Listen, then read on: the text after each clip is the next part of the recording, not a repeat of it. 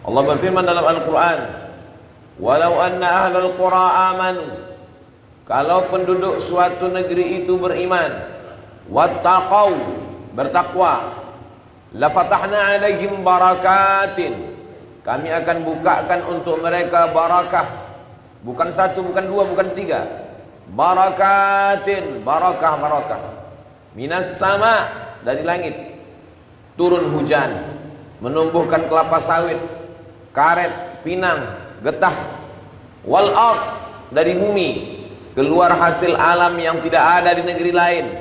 Eropa boleh maju dengan industrinya, tapi mereka tidak punya emas, mereka tidak punya nikel, mereka tidak punya batu bara, mereka tidak ada hasil alam.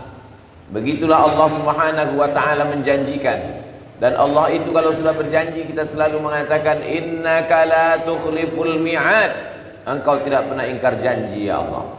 Allah cuma minta kepada kita dua, walau anna alal qura amanu, percaya, wattaqau, takut.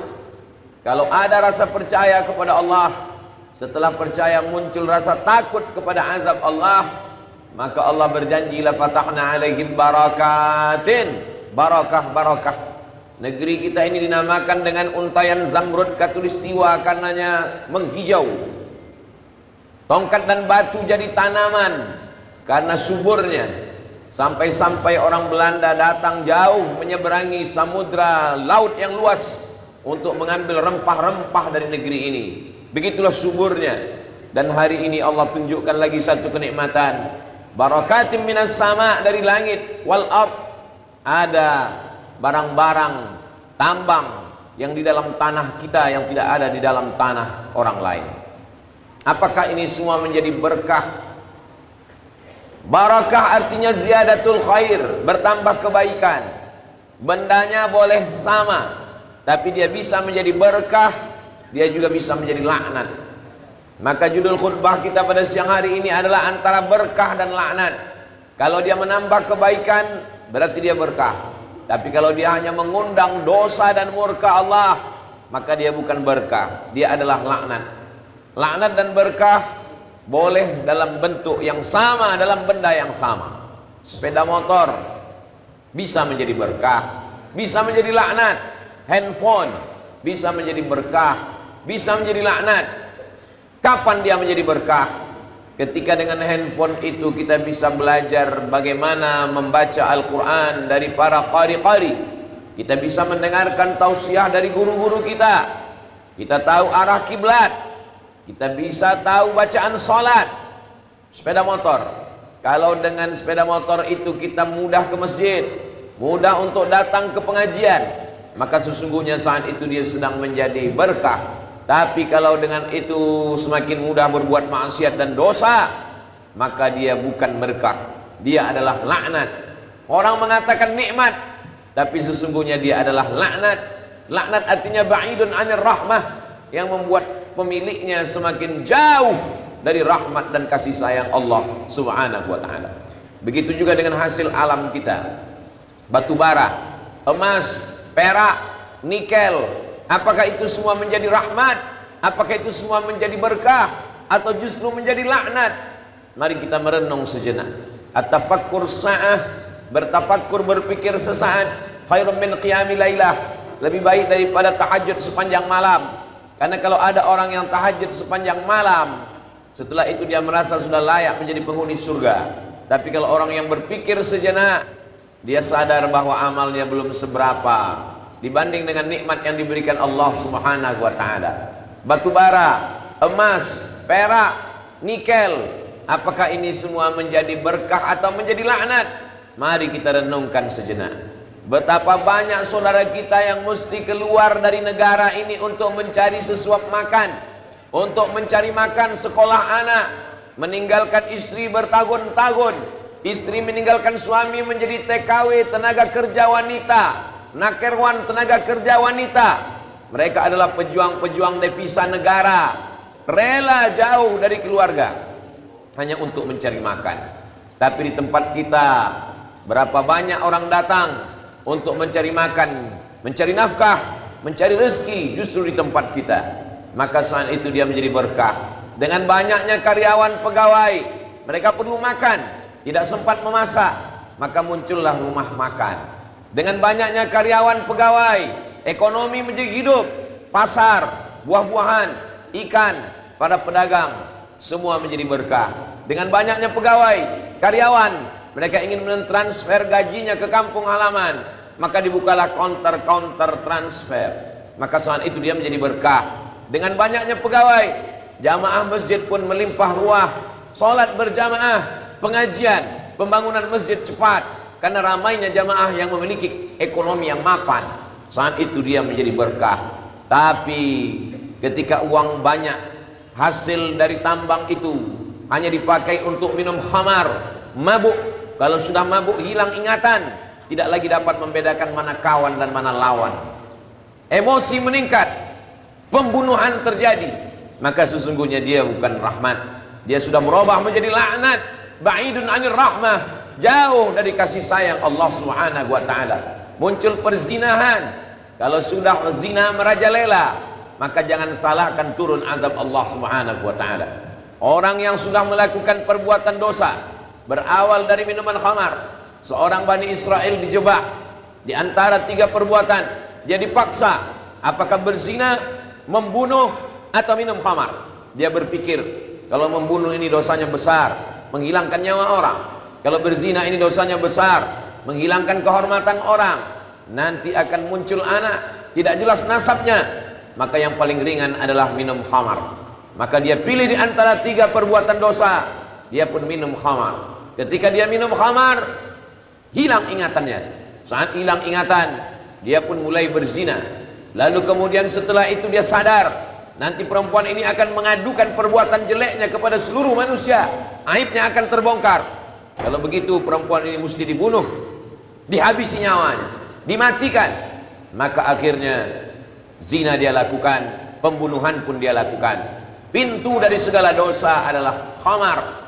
Innamal khamru, sesungguhnya khamar, wal maisir, judi, wal ansab, menyembelih binatang untuk berhala, wal azlam, mengundi nasib, rijsun, najis, min amalis syaitan, perbuatan syaitan. Fajtanibu, jauhilah kalau mau turun rahmat kasih sayang Allah Subhanahu wa ta'ala. Berapa banyak nikmat yang sudah diberikan Allah. Ada seorang sakit, masuk ke rumah sakit, lalu kemudian dia perlu oksigen. Setelah memakai oksigen 1 jam lamanya, pihak rumah sakit meminta supaya membayar 500 rial kali 4.000 rupiah, 2 juta rupiah. Ketika rumah sakit menagih supaya dia membayar 500 rial, dia meneteskan air mata. Pasien ini menangis. Lalu pihak rumah sakit bertanya, kenapa tuan menangis? Apakah orang miskin? Kalau tidak ada uang jangan khawatir, nanti akan diambil dari zakat, akan dibayarkan ke rumah sakit. Dia pun lalu mengucapkan alasannya, saya menangis bukan karena saya miskin, ada uang untuk membayar. Yang saya tangiskan adalah ketika saya tidak bisa bernafas, ternyata dibantu dengan oksigen dari rumah sakit, saya mesti membayar 500 rial dalam waktu 1 jam. Sementara berpuluh-puluh tahun saya pakai nafas oksigen dari Allah, saya tidak pernah membayar sedikit pun. Allah tidak pernah minta 500 rial dalam 1 jam dari kita. Allah hanya ingin kita bersimpuh sujud kepadanya. Bagi yang sudah melakukan perbuatan maksiat, dosa, tidak ada jalan lain. Ya ayyuhalladzina amanu, wahai orang beriman, tubu ilallah, bertaubatlah kepada Allah, taubatan nasuha. Siapa yang tidak pernah melakukan perbuatan dosa? Kullu bani Adam khatta'un. Semua anak cucu keturunan Adam manusia ini khatta'un. Mereka semuanya pelaku dosa. Wa khairul khatta'in at-tawwabun. Sebaik-baik pelaku dosa adalah orang yang bertaubat kepada Allah Subhanahu wa taala. Yang pernah berzina, yang pernah minum khamar, sabu-sabu, narkoba, terlarut dalam perbuatan maksiat dan dosa. Mau sampai kapan? Mau sampai di mana? Innallaha la yaqbalu taubatal 'abdi. Innallaha yaqbalu taubatal 'abdi. Allah menerima taubat seorang hamba malam yugharghir, sebelum ghargharah, sebelum nyawa sampai ke tenggorokan. Allah masih lagi menerima taubat. Ma min muslimin yudhnibu dzamban. Ada orang muslim yudhnibu dzamban, silap, khilaf, salah, melakukan perbuatan dosa. Tsumma yatatahhar, setelah itu kemudian dia mandi. Tsumma yastaghsil, yaghtasil, mandi, yatatahhar, bersuci, yang paling bagus mandi, atau berwudu, atau bertayamum. Tsumma yusalli rak'ataini, setelah itu dia salat sunat 2 rakaat. Tsumma yastaghfirullah, kemudian setelah itu dia beristighfar, minta ampun kepada Allah. Illa ghafarallahu lah, maka Allah mengampunkan segala dosa-dosanya. Kenapa ikan di dalam laut itu tidak asin, padahal airnya asin? Kenapa ikan yang naik ke atas darat ketika dikasih garam menjadi asin, padahal asin air laut dijemur menjadi garam? Garamnya sama dari air laut yang sama. Tapi kenapa ikan di laut tidak asin? Kenapa ikan yang sudah naik ke darat bisa menjadi asin? Ikan di laut tidak asin karena dia hidup. Sedangkan ikan yang sudah naik ke darat ketika dikasih air garam dia menjadi asin karena dia sudah mati. Siapa yang hidup dia tidak akan tergoda. Siapa yang mati maka dia akan mudah dipengaruhi oleh lingkungannya. Kawan, satu kos-kosan, satu lingkungan amat sangat berpengaruh. Tapi kalau jiwa kita hidup maka dia tidak akan bisa membuat kita asin. Matsalul ladzi yadhkuru rabbahu wal ladzi la yadhkuru rabbahu kamatsalil hayy wal mayyit. Siapa itu orang yang hidup? Orang hidup bukan orang yang bekerja. Orang hidup bukan orang yang makan. Orang hidup adalah orang yang hatinya berzikir kepada Allah Subhanahu wa taala. Maka jangan lupakan zikir subuh, zuhur, asar, maghrib, isya, doa, tahajud. Sebanyak apapun orang menggoda, kalau hati kita hidup, dia tidak akan pernah mampu. Maka kita disuruh tidak hanya sekedar berzikir kepada Allah, tapi juga berjamaah. Alaikum bil jamaah, hendaklah kamu berjamaah. Paksa-paksakan kaki melangkah. Syukur-syukur ada sepeda motor, bawa ke masjid. Orang akan segan mengajak kita minum khamar, berzina. Kalau dia tahu kita ahli masjid, dia akan sungkan. Allah menjaga kita. Pakai peci, pakai baju koko, pakai topi putih, orang akan sungkan mengajak melakukan perbuatan dosa. Allah menjaga. Membaca ayat kursi pada waktu subuh dipelihara Allah sampai zuhur, dijaga dari zuhur ke asar, dipelihara dari asar ke maghrib, dari maghrib ke isya, dan isya sampai ke subuh. Pemeliharaan Allah itulah yang kita inginkan. Alaikum bil jamaah, hendaklah kamu berjamaah, berteman, berkawan, bersahabat. Datang rasa malu, datang rasa sungkan. Nanti kalau ketahuan, Allah mengawasi hati, kawan mengawasi badan. Berteman bersama, berjamaah. Kalau ada kawan yang melarang kita berzina, kalau ada kawan yang mengawasi kita jangan sampai minum khamar, kalau ada kawan yang selalu mengingatkan kemana pergi gajimu, apakah kau sudah bayar zakat, apakah sudah sholat berjamaah, teman seperti ini peganglah. Inilah teman setia, inilah teman yang menyelamatkan kita dari azab Allah Subhanahu wa taala. Bagi yang belum menikah, menabunglah, disimpan karena hidup masih panjang. Man istata'a minkumul ba'ata falyatazawwaj. Bagi lelaki yang sudah mampu, punya gaji, falyatazawwaj, menikahlah.